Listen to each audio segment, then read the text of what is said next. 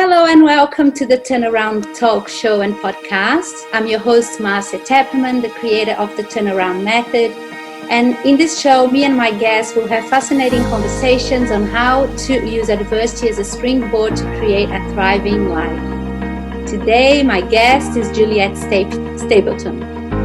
Juliette is a visibility that sells mentor, helping experts, coaches, and service providers show up online consistently and create an unignorable personal brand. So I invited Juliette here to share her extraordinary story of how she turned one of the most difficult moments in her life into an opportunity to focus on herself and grow her business. It's a really remarkable story, Juliette. So I'm really excited to have you here. Welcome. Thank you so much. Yes, I'm so happy that I could share this story. And it's not the only time in my life when I think that I've turned my life around.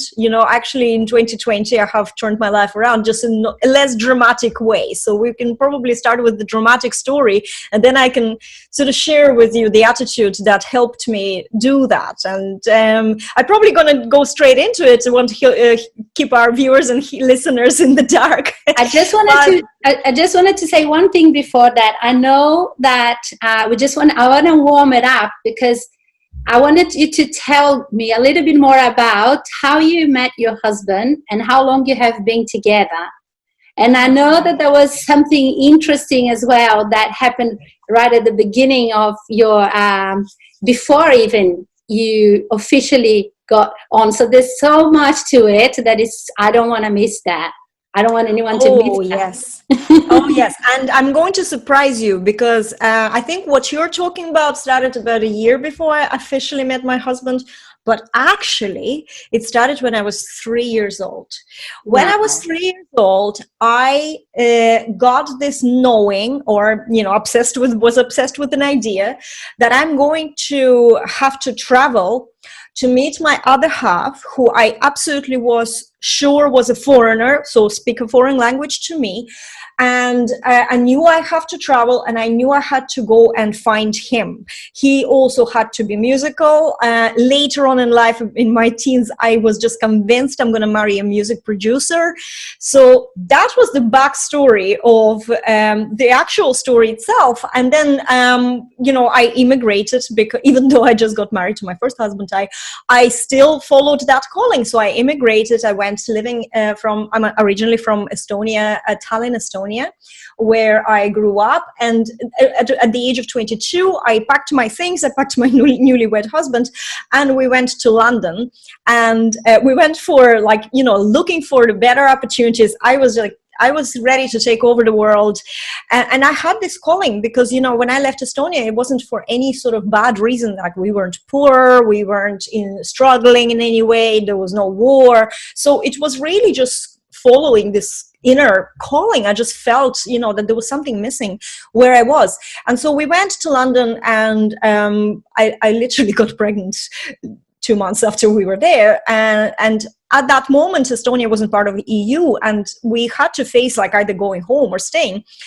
And somebody just told us that if you come to Ireland and you have a baby on the Irish territory, you will get a green card and you can stay in Europe. So I'm one of those mothers who did that. And I'm kind of openly talking about it now, but before it was like, oh my God, don't tell that. So we came to Ireland, and I've had my daughter, but then, things with my first husband didn't work out, and he kind of went out of the picture. And I was here in Ireland, and I started working, worked in a restaurant in Dublin city centre. And as I worked in that restaurant for a few years, and there was this group of people who were coming in, and then through some of the waiters I worked with, I realized and I found out that they were the staff from a local music college, because some of the waiters in our restaurant were students at that college. And they kept coming in, I kept serving them. Some of them, in the group were nice. Some of them were completely horrible. There was this one really grumpy guy, and he always went for the same stuff, and I was like a lunch person, so I always knew them, and I looked after them. Little did I know that every time I came up to that one grumpy person who always went for this fruity di mare pizza and a glass of beer was my other half. And I was looking at that person, and I was, serving him probably twice a week or once a week at least for almost a year before I decided, because I have a music background as well. I was always, on stage, I'm a singer. So I decided to learn a little bit more about music technology because I was doing some production at home, and I went talking to the waiters I worked with. I went to that music college and I enrolled into an evening course. So that was pretty much within a year. So I walked in there and I walked into that classroom and I sat down, and then the lecturer walked in, and I realized that this is that grumpy customer that I had. And he walked in and just looked at me and said, "Frutti di mare and a glass of beer." And I was like, yeah, I know. What is in between us? And, within 2 minutes as the lecture started, I realized that he was the only person in Ireland, England, from all my travels. He was the only person that I could say, this is my kind of people. This is my vibe. This is so familiar to me. And even though, I don't go out with professors in colleges, it's like I have my own standards. It was after the course was finished that he was showing a lot of, as well, kind of pull to me and interest to me. And then we started going out, and we very, very quickly, he literally proposed to me on the first date, which I didn't realize that in Ireland, the proposal doesn't matter as much as the ring does. But in Estonia, the ring doesn't matter as much as the proposal does. So I went back and I told all this my friends at work that I'm getting married to Les, and they were like, "Show us the ring." I didn't have the ring. Anyway, 6 months later, I got the ring, and we got married. We got married then 13 years later. It was a very long, I get engaged fast. My first marriage was very fast, so we decided to wait for a long time.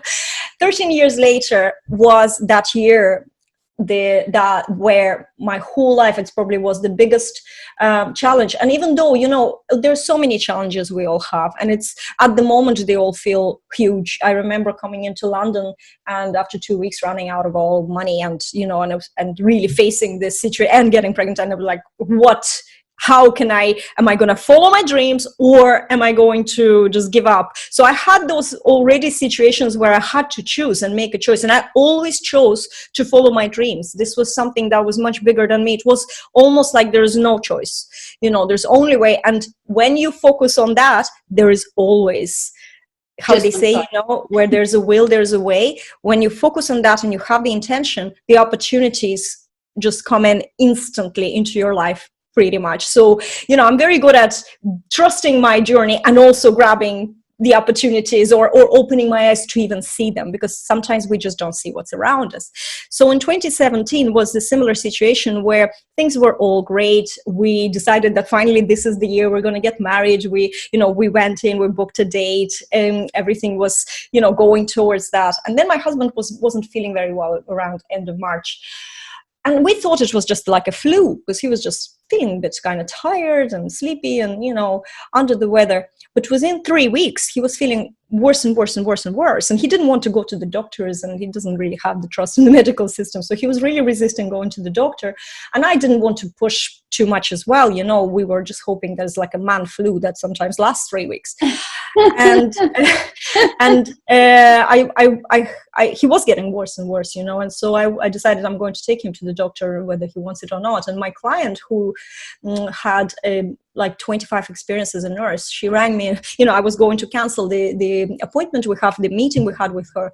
And when I described the actual symptoms that he was experiencing, she said to me, "I'm coming in now, and you're taking him to the doctors now," because she actually lost her husband to the same condition literally a year or two before that. And she was able, just by these, there was a couple of very particular symptoms that she even wrote in her notes on the phone as she was talking to me, that Les has lymphoma, which is a type of cancer.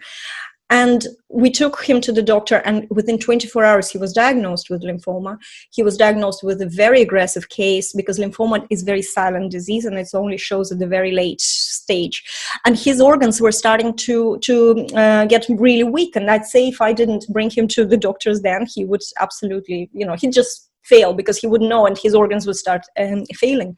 So it was such a horrible moment. And I remember when we got this diagnosis, I almost knew what the doctor is going to say. When she opened her mouth, I just knew that this is going to come out, because I was also, Googling it. You don't want to trust Google on diagnosing somebody's condition, but there was these things. And I have this knowing, like I had, when I was 3, that I'm going to meet someone who is a music producer and all these things.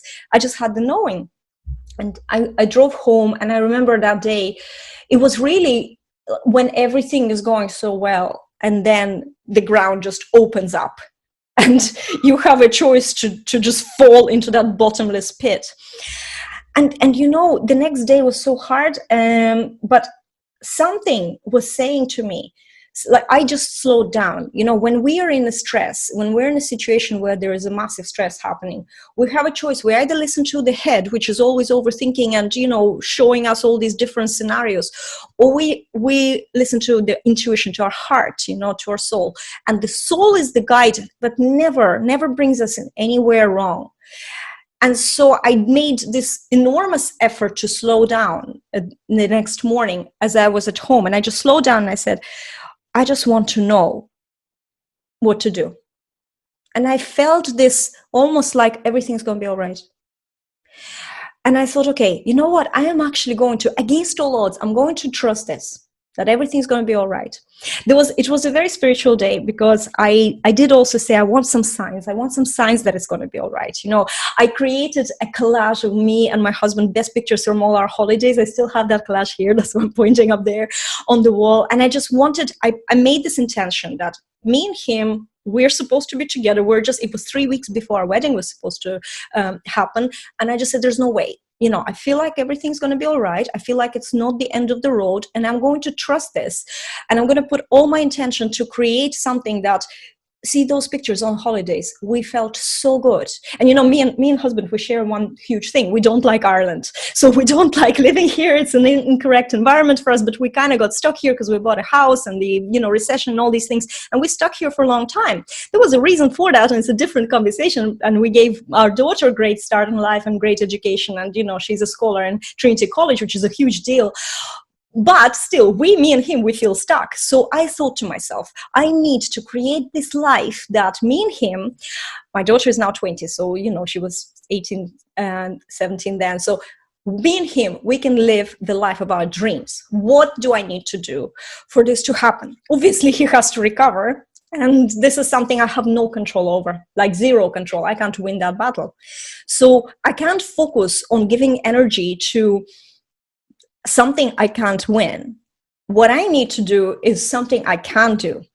And again, that intuition, that focus said, you need to be visible, because you need to be able to create the life that you can earn money wherever you are. It doesn't matter. You don't need to have, you won't have any constraints language-wise, looking for job-wise, depending on people that might be incorrect people, which was a huge thing for me in Ireland. A lot of incorrect people came into my life, and I found that was very damaging to me.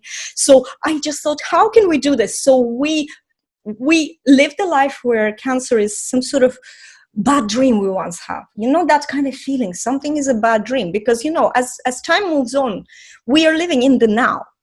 Our memory of whatever, no matter how horrendous it is, it's still, our memory is a memory of our last memory. That's how it works. So eventually it does feel like it hasn't even really happened or something. It's a weird, hazy thing. And I wanted that. This is what I wanted. I wanted us to live the life where cancer is not going to be, in the headlines of our lives, but it's going to be something at the back. And you're saying, well, you know what? I'm just so glad that it's over. And now we can enjoy our lives, really, truly enjoy, not just wait for something to happen, not just hope that something will come into our lives and save us, that kind of waiting for a savior, or waiting for something to happen. We're going to make it happen. I'm going to make it happen. And it was so strong. I was going to ask you a question about that. So I just want to clarify for anyone listening, you came back from the hospital. He stayed at the hospital, right? Yes. Yeah. And you had to find a way to sort of move forward and decide what's going to happen if you give in to despair, or if you make this an opportunity to create something better and tuning to the vision you had of living a long life next to him and creating the life you wanted, rather than believing that was your reality at that point. Well, I did believe, I will be honest with you, I had all scenarios in my head. So the way I felt at that day, particularly that day, is I was ready for anything. I was ready. I just accepted that it can go any way. And I might want to do something a certain way, but I also know, because I've experienced dreams come true before, even with my immigration and meeting him even, that things never work out the way you plan. You can't tell the universe, this is exactly how I want this to happen. You just have to make an intention and trust that whichever way it's going to happen, it's going to be the best way for you. So I knew that. And at that day, I really did accept the fact that maybe I'm going to lose him. I just didn't want to focus on that scenario because I didn't want to give it any energy. But it was still there. And I knew that this is going to happen because, I think that we need to be open to all opportunities. That's the only way we can get through the situation. Because if we shut down the doors to the scenario we don't want to think about, and we just say, well, you know what, I just refuse to believe that this is going to happen. I believe in this. Then if this does happen, you will get so much more hurt. And therefore, I think we need to be open to everything, because sometimes we feel like something is the end and it could be the beginning. We don't know. We don't know. It's only in retrospect, only looking back, we say, you know what, in hindsight, this was actually an amazing thing because it made me who I am, or something happened. And I'm just saying that things happen and we never know. My husband lost his sister to motor neuron disease, and it was a horrendous thing to see somebody just literally weltering and, the life was taken away. Like there was no decisions they could make. And for me, it was the biggest and probably the best lesson in life was make your decisions. Don't wait for anybody or don't wait for validation. Just make a decision and go for it, because life can, if you're not making decisions for yourself, then life can start making decisions you will not appreciate. And that's the piece that I wanted to focus on, particularly for women who might sort of leave decisions maybe sometimes in other people's hands, and at that point could go either way. But you decided to be solution focused. Would that be right? Yes. Yeah, exactly. And I love that you said this solution focused, because I think that was like one of the big moments. But I've been consciously focusing on solutions rather than wallowing in what's happening. Because in my 30s, I'm in my 40s now, I'm 43. But in my 30s, for the whole decade, I did exactly what you just described. I took a back seat. I let everyone, even my husband, to make bigger decisions in our lives. Some of them obviously I was making, but a lot of times I felt like, I was just taking the back seat. And in all fairness, if I don't like, well, I came to terms with it, but for a long time, I resented my 30s, how I was in my 30s, because I felt like by not making decisions and actually going against all odds towards what I want, not what my husband or together we want, but what I want. I've given up my power, and I felt like everything was crumbling. Everything did crumble. And I felt like for years, like I was falling into that bottomless pit, and there was just no bottom. You keep falling, and it's horrible. It's just, you're out of control. And I made a few decisions. There was a moment where I lost all my income, and instead of going to social welfare and, trying to get some income from there, I went and I registered as self-employed, and I started my business, and I knocked at the doors, and I got a few people who I could look after their Facebook pages. And that's pretty much how my business started. My passion, on Facebook and all the social media just came into business through that kind of experience. So I have that natural trait, but even you still have to take control over your natural traits. You can be, maybe you grew up and you were fearless and bold and went after what you wanted. And then as you grew older, you took a back seat, like what happened to me. And then you let other people decide, or you just didn't take opportunities because you didn't. And the more you do that, the less good you feel about yourself, or the less capable you feel about taking those opportunities, I think. So it's like a habit, you get into a habit of being powerless. But you can also change the habit with small decisions every day and start focusing on solutions. So something happens, don't react, or you try your best to go back, and then you focus, okay, this is the fact, what can we do? A lot of people start focusing on what just happened, and they react and they get emotional, and then they get, that just, it's like a quicksand, you just drown in it. Or you can say, okay, this is the status quo, this is what just happened, what do we do from here? How can we make this better? And I think that I am right now, I'm consciously like this. I say I'm such a flatliner, I can sometimes react, but I still go back straight away and like, okay, what are we doing now? If you got stuck on a desert island, I'm the best person to get stuck with, because I'm not going to freak out too much, maybe like for a few minutes. And then I'll say, okay, what are we doing now? Let's build a house or something. I won't be building it. I won't be building it. I'm not very bad with that, but you will be building it because I'm going to motivate you to do it. And so, it changed my life. It changed my life to be focusing on solutions. It's much more in the flow. It's much more calm. I feel like nothing can faze me. Things that feel like they're not working out, they're actually still not phasing me out. I still keep going, and then that helps overcome things. But I also want to I want to tell you about that day when I made the decision, because there was some spiritual and amazing things happened. And I mentioned that I wanted a sign, right? I said, I want a sign. And probably this power I had inside was so strong that I wanted my husband with me, that I got 3 signs. So the moment I said I want a sign, I heard a knock. This is now fairy tales, guys, but this is the truth. I heard a knock on the door. So I wiped my tears, went to the door. And as I was walking up to the door, I saw the letter being put through the letterbox. It was my postman. I didn't even have to open the door. I took a letter, and it was a handwritten letter from John Assaraf. I just 2 weeks ago, before that, enrolled into one of his programs, and I got a handwritten letter welcoming me, which is a lovely touch. And him and his team, they do that. But I was so lucky to get his letter, and he was a big figure at the moment and still in my life as a guide, as a mentor. So that was one sign. In his letter, he was talking about a change in life is not the end of the road. It's like the snake shaking its skin. And sometimes it's a painful process for the snake, but then there's going to be a beautiful skin. And he drew a snake. I still have that letter just here because, it was so amazing. And I was reading this and thinking, oh my God, this is what's happening to my husband now.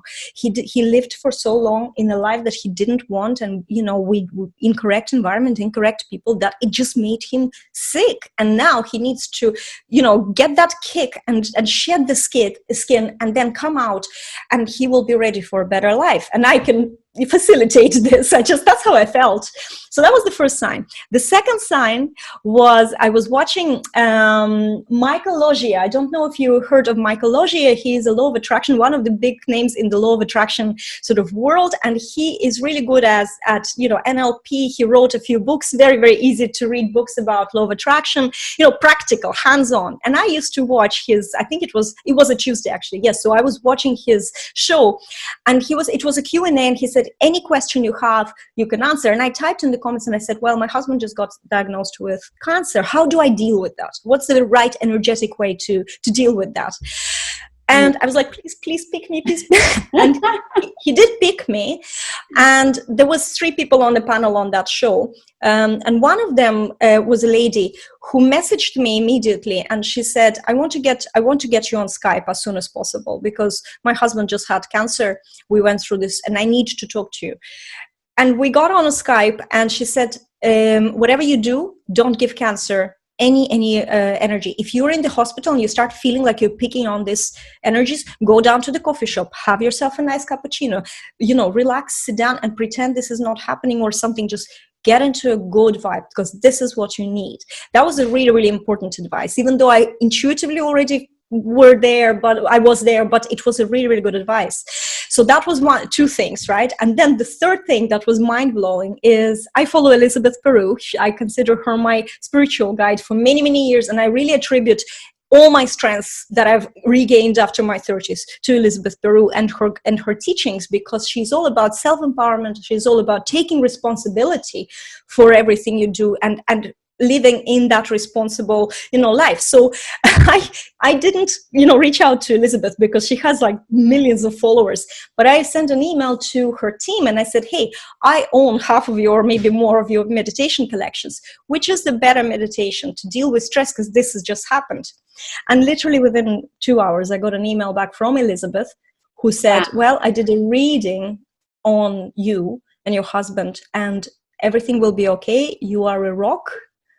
And just keep going in the way you're going. And I still have shivers. Ooh, that gave me goosebumps. I follow Elizabeth Peru as well. And yes, she's an amazing One day, 3 signs, 2 from my super mentors, 1 from, I was really into my mycology at that time, and still a guardian angel who came to me, this lady, and she was in Canada, and she just, she didn't have to do that. She didn't have to do any of that. None of them had to do any of that.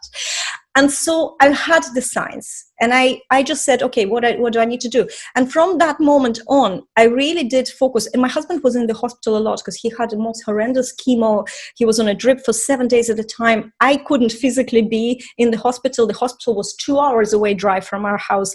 And my daughter's school was on the other side. And I needed to bring my daughter to school and back. So, it was just logistically impossible to be all the time. And financially, petrol and all these things, it was just impossible. We had to pay. We didn't have medical insurance. I had to pay for the bills.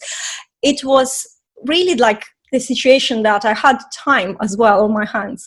And I spent all that time turning to Facebook as a social media platform where you can meet so many people and becoming insanely active and connecting to people, and building my visibility. I started a show. I positioned myself alongside more successful entrepreneurs. Right now, my business pivoted. I built a business where I could fire all the clients that I worked at the time that were not the right people to me. I only have people in my life that are correct. And so I'm enjoying working with them, which was one of my biggest wishes. And, I have a life that I can just have one laptop, and because everything is online, everything is streamlined, and I have a global audience of my students and clients from more than 30 countries, from Chile to Nova Scotia, Australia, and Europe, and everywhere. And I'm just so enjoying this. And I am about to move to Tallinn, Estonia, not because I was nostalgic, but because it's actually a super cool place to be. And both me and my husband really like it now. So we decided to move there. My daughter is 20. So it's like 3 years ago, I was in a situation where I was completely disempowered. I didn't know what was going on, and it could have gone either way. And yet I believe that by just making that decision and focusing on it, no matter what, and I didn't really care deep down who will say anything. Like if they say, what are you doing, Juliette? Why are you on Facebook, posting and everything? Because you can't be posting in a victim mode. You have to also show up, as a leader. And I did that, but how could you do that if your husband is sick? How could you have to make your business work? And you have to make a decision to do what you feel in your gut that's the right thing. Even if my husband was judging me, which he was, I still had to do it because I felt like it was the right thing to do. And it was. And this is what I've learned from Elizabeth Peru, but I've practiced this. Don't listen to your head. Listen always to your heart. Your heart always knows. Other people, sometimes they judge everything through their heads. But the head, even though it's lovingly trying to protect you, it's not always, it's like a, spoiled child. It doesn't know what it's doing. But your heart always knows. So listen to your heart and do whatever it tells you to do. Don't question it. Trust the journey. Do whatever it takes. Have patience, don't give a set of requirements. This is how I want it to be done. Just be open, and things happen, and good things happen, and you feel good. And so law of attraction kicks in and you feel good and you get more feel good experiences, or how to feel good even when there's adversity happens, like we just all lived through in 2020. And I mentioned in the beginning that, just now a similar situation happened, COVID-19, everybody went into this fear mode. I'm a huge empath, and I work on Facebook. So I go on Facebook and I just feel this fear. And it made me so unhappy. And actually I started coughing. I started getting some sort of weird symptoms, and I was picking on this whole thing. And again, this was this situation, not as dramatic, but what do? Do you just go into that fear mode and, stop doing your business, stop selling, stop everything and just, be scared? Or do you shift your energy? And so I shifted my energy by doing live videos every day. And I had a series I called Restore Normality. And it was for me. It wasn't for anybody else. But within 4 days, as I was doing this, my energy shifted. And then it's like I opened the door to the opportunities, which resulted since then. I was featured in Forbes. So it was 2 months ago. So I had been participating on 4 summits. I had clients coming into me after like just seeing me once talking on a summit, boom, coming in and working with me. My business has never been better than in 2020, but it wasn't because I was hustling more. It was because I shifted my energy. Yeah. On a less dramatic level, but the same way like it happened 3 years ago. The same way, absolutely. And it's all about showing up every day and taking one day at a time, right? Absolutely. Yes. Yeah. I actually, I'm a visibility strategist, and, with the strategy, a lot of people think, okay, there's a lot of people who teach this, but we all have our own way of living life. So for example, for one person, writing out a marketing plan for 12 months really works, because then they have these targets to work towards. For me, it doesn't work. It just stresses me out. So I literally have to take one day at a time. Even I know my launches, but even during my launches, I always do it like one day at a time or 2 days in advance maximum, because I don't know how I'm going to feel in 2 days. And I've just learned that I am so flexible in general. I don't like being put into some sort of boundaries. I'm like this stream. I need to be able to flow. And so building my life in business, in life, around this, allowing myself to be in the flow and understanding what it is for me, really opened up a lot of doors as well. That's amazing. That's amazing. Yeah, so good. So I hear that you had to shift twice how you perceive the situation, shift the energy, make decisions, feel empowered before you even were empowered, right? Exactly. Yes, I actually say this to my, I have a mastermind group, and I always say to them, guys, don't wait until you're ready to do something, right? You might do it Juliette Stapleton style, where you create that bigger version of yourself, you announce the world that this is it, you put it all out there like this, and then you grow into it, because you have to walk your talk. And that's exactly how I do it. And I find that unless I challenge myself that way, I'm never going to take action. So yes, if that's something that you feel maybe it'll work for you, you should do things that you want to do, and then grow into that and become comfortable with it. The moment you feel like you're comfortable, you need a new, bigger version of yourself. Yeah, and we don't always need to wait for bad news or for COVID-19 to actually make that decision to feel empowered before you are empowered. Be empowered by your vision, be empowered by your desire to create something different, be empowered by just being uncomfortable. I think that's a good trigger. If you feel like you say nothing is happening, obviously, and you feel like you're in this like a routine, but it feels like nothing is happening, even though you're doing a lot of things, but nothing's happening. That means that you need a challenge. You need something that's a little uncomfortable for you. So you don't need to wait until somebody gets sick or we get like pandemic disease, but you can create yourself. Think about what is the most scary wild dream you have, and then maybe not the most one, like I want to be like Oprah, but right now I'm not going to be like Oprah, right? This is just right now, it's the wrong stage. So I need the next level. What is the next level for me? And that's what I need. And it was Forbes. For about 6 months, I just kept thinking, and I didn't want to pay people to feature me in Forbes. I just wanted to be featured on my merit or through, networking, how it happens often in publicity. And that's exactly what happened. The COVID-19, me being on video all the time, and the journalist from Forbes was somehow seeing me and watching me, and then we build relationships, and then I asked, how do you get featured? And I got this opportunity, because you have to ask, you have to open yourself to opportunities. It's not always that they come in if you don't actively open up to them as well. So that was one of the things. But this time last year, if you asked me, Juliette, like, what about a Forbes feature? I'd be like, yeah, I don't know. Maybe I'll take Forbes console and I'll just write for them or something. But I don't know if anybody will feature me, so you have to like make those, what's the next wildest dream that is doable for you? That is. To me, it would be to interview. Are you there? I think we froze. Ooh. Juliette. Oh, we lost Juliette. Oh, no, I'm here. Oh, there you are. I'm here, and I could hear you all this time.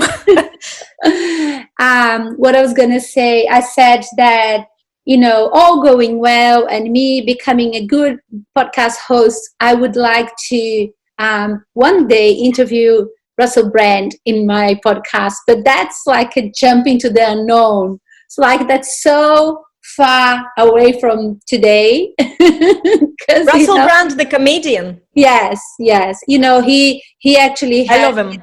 He has developed his own 12-step recovery because, as you know, he was a sex addict and a drug addict. Yes, yeah. And he has his own podcast, and he's such an intelligent, fascinating person. But wow, he would basically, I feel like a very, very small fish. But that's one day maybe that could happen. I need to have better light, that's for sure, before I can do that. I will be honest with you. It could be much more doable than we think when we imagine that, because it's like this feature in Forbes. I was sharing with my husband when it happened, and there was so many people. I still have. It's now 2 months, and still I have people retweeting. But I just said to him, it's weird because I was looking forward to it and I was so scared in a way, and I was feeling like this is so unattainable. And now it's just like another day in the life of Juliette, because it just happened and it's nothing big deal. I didn't change as a person because of that. And I also, I'm honest, when I say I have a show, right? I have a show. I've interviewed over 250 entrepreneurs in 3 years. And I sometimes feel like this. I feel like, intimidated to reach out to someone. And then I will reach out to them and they respond in the most humble way because, they have their own opinion, or when they check me out, I look good. So for them, it's like, that's a legit show. So think about how your shiny cover should really be shiny, because people judge each other like that. But I've got amazing entrepreneurs who agreed to come and had great shows with me, and I never I felt like what you're saying. I felt like such a small fish comparing to them, but no, we're all very small fish. So pitch Russell Brand. I've got another question for you. Let's say that someone now is listening to this and they are at a point in their life where they need to do something to turn things around, and they have ideas, and they are, they lack the confidence. They think that everything is too hard. They know that, starting a business is a different process these days. There's a lot that happens in the online world. You have to put yourself out there. I know how difficult it was for me to be on camera. Now I'm here talking to you and posting my podcast. It took me over a year and a half, like 18 months or more, maybe 2 years since I first met you to get to this point. What is what's your advice for someone who's hesitating, who knows that they need to do this and they are going, but I can't do it, I don't know how to do it? Tell us about someone who couldn't see themselves doing this and they are now doing it. Me, guys. Like in 2016, I had a conversation, August 2016, had a conversation with a friend of mine saying to her, you know what, I would love to be doing something, and I would love to be I just have a feeling that I have much more to offer than just being a service provider. And I was, I had a digital marketing agency, and I said, I just see myself sharing with people. She said, what do you mean? I said, on video. And she says, what would you share? I said, I don't know how to build websites. I don't know what. I just feel like I need to share. And she was saying, so what's stopping you? And I said, I don't know. And it took me that was August, and it only in March 2017, just before my husband got, in fact, that day when we got the diagnosis was day 4 of 30 days life video challenge that I challenged myself. I went through a small 7-day live video challenge inside a private group. It was a personal development group, had nothing to do with business. And we were talking about like my favorite book and, you know, not something big. And then we were challenged to do something for 30 days. And I said to myself, I need to be more visible. I'm uncomfortable with video, so I need to get more comfortable. The only way we can get more comfortable with something is by doing it. There is no way that you can gain confidence before you go live, because when you're doing something that you haven't done before, it's unfamiliar. So your brain goes into this overdrive and starts rejecting the idea and starts feeling like the fear and uncomfortable because it's outside the comfort zone.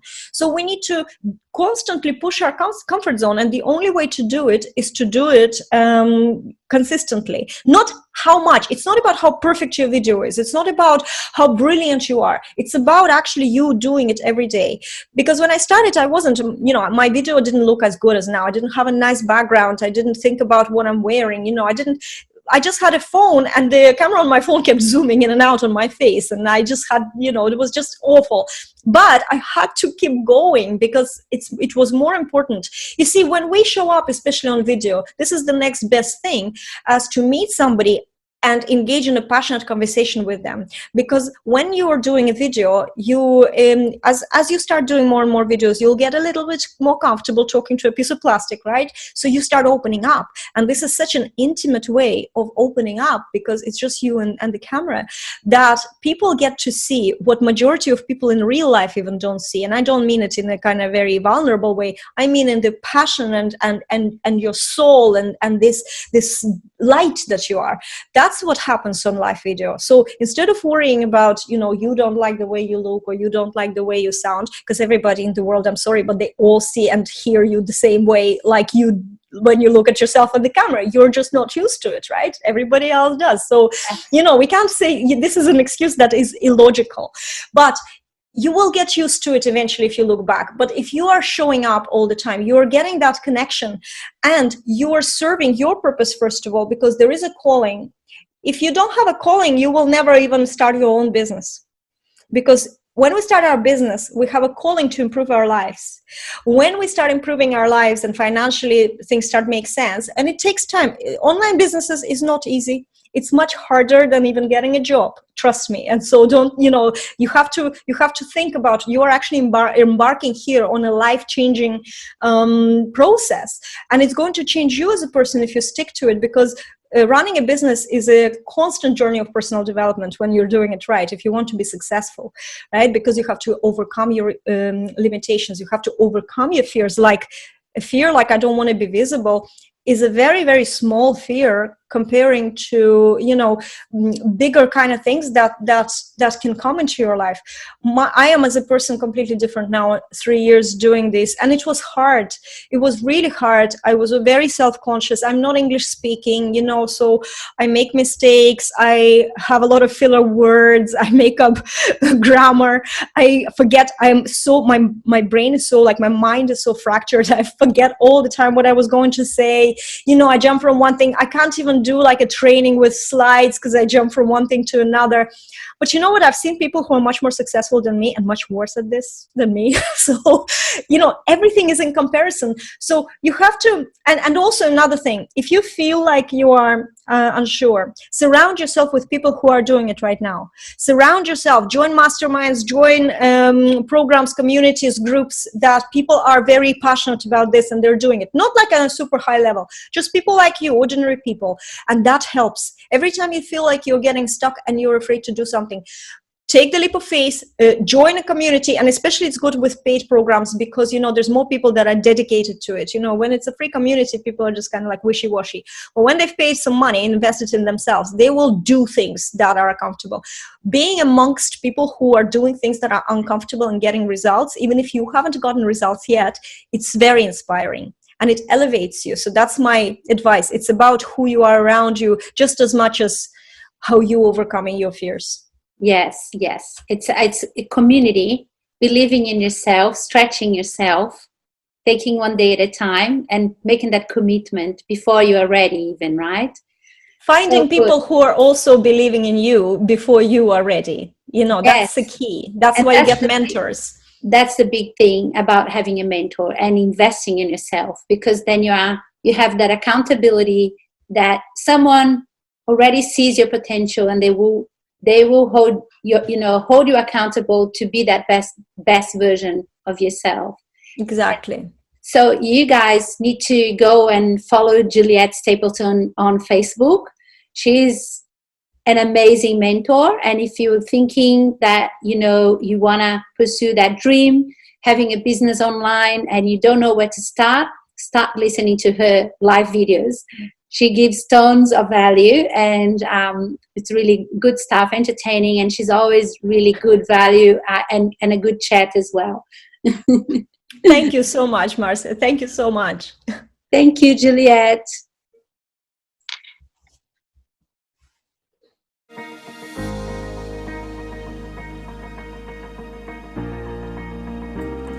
The Turnaround Talk Show and Podcast is brought to you by Marcia Tepperman. You can find me on my website, www.marciatepperman.com.au, or you can connect with me on social media via Facebook, LinkedIn, and Instagram. Thank you for listening, and I look forward to being with you again soon.